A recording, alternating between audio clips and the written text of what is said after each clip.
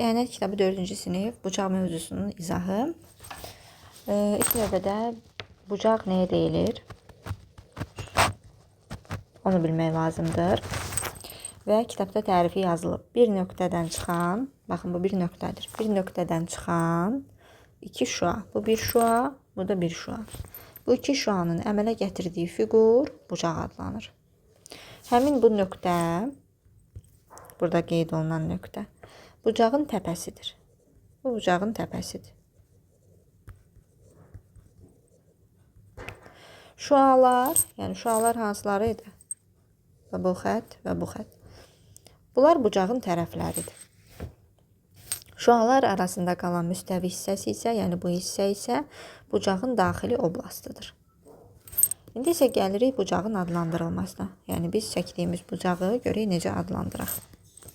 Ya bir hərflə adlandırarıq. Məsəl üçün burada təpəsində olan bu nöqtəyə ad verirəm. Məsələn deyirəm bucaq A. Birincisi nə oldu? Bucağı yalnız bir hərflə adlandırmaq olar. Bu da təpəni göstərən böyük hərflə. Bu təpəni göstərən böyük hərfin hərf A hərfidir. Yəni bucaq A deyirik. İkincisi, silirəm artıq bunu. İki dənə kiçik hərflə. Tərəflərini, yəni bucağın tərəflərini göstərən iki dənə kiçik hərflə. Ayaqları biz dedik. Bucağın tərəfləri hansıları idi? Şəkilə diqqətlə baxın. Bu xətt və bu xətt bucağın tərəfləridir.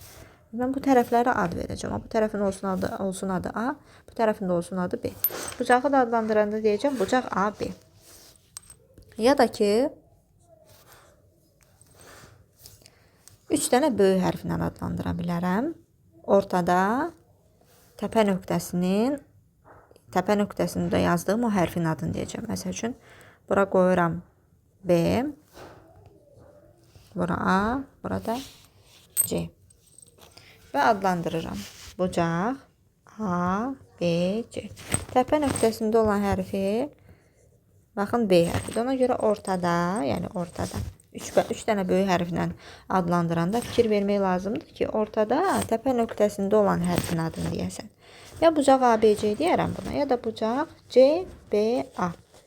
Yenə də ortada B hərfinin adını çəkdim. Bu bucağın adlandırılması. Daha sonra gəlir bucağın növləri. Birincisi tam bucaq. Tam bucaq dərəcə ölçüsü 360 dərəcədir həmişə. Daha sonra gəlir açıq bucaq.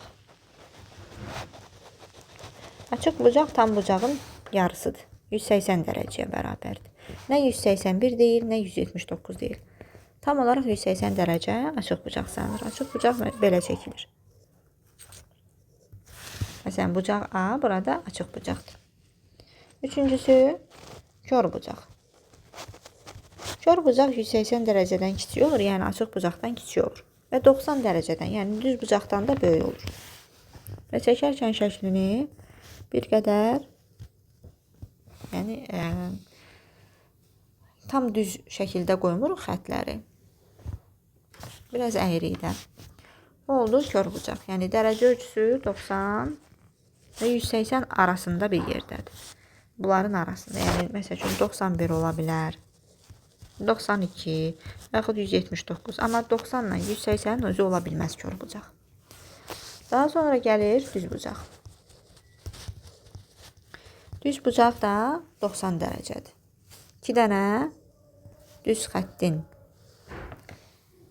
perpendikulyar vəziyyətdə, yəni kəsişməsindən düz bucaq əmələ gəlir.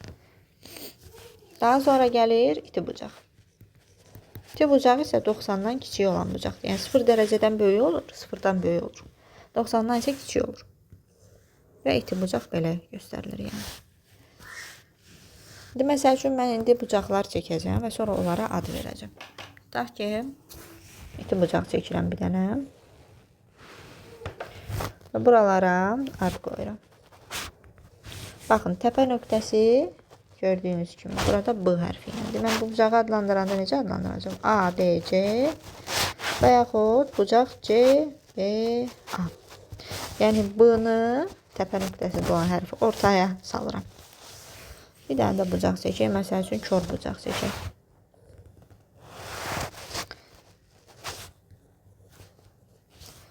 Bunu necə adlandırarıq? Bucaq M, N, L. N görürsünüz təpə nöqtəsidir. Yəni 2 dənə xətt, 2 dənə şüanın ortaq nöqtəsi haradır? Buradır. Ona görə onu ortada deyirəm. Və yaxud bucaq L, N, M də deyə bilərəm. Eyni şeydir. İstəyirsən buradan başla denən, istəyirsən buradan başla denən. Bir dənə də bucaq çəkək. Məsəl üçün düz bucaq çəkək.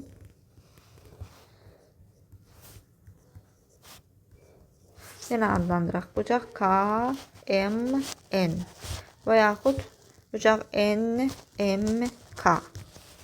Hər bir hərfin adını ayrı-ayrı deyirik. Yenə də ortada gördünüz M nöqtəsinin adını dedim. Niyə? Çünki o təpə nöqtəsini göstərən hərfdir. Bu da belə.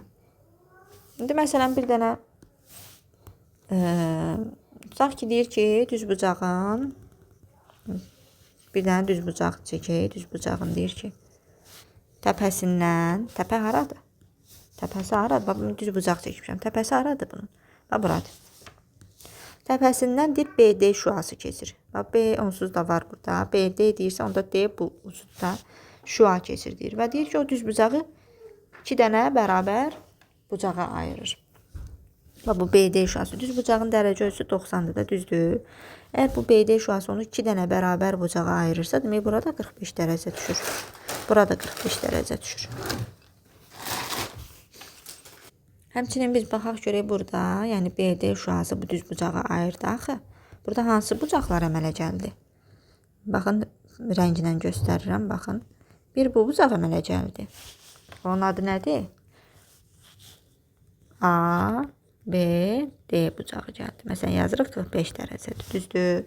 Və sonra hansı bucaq əmələ gəldi? Bu şua kəsdi də bu bucağı, düz bucağı. Və bir dənə də bu bucaq əmələ gəldi. D, B, C. Və o da bərabərdir 45 dərəcəyə.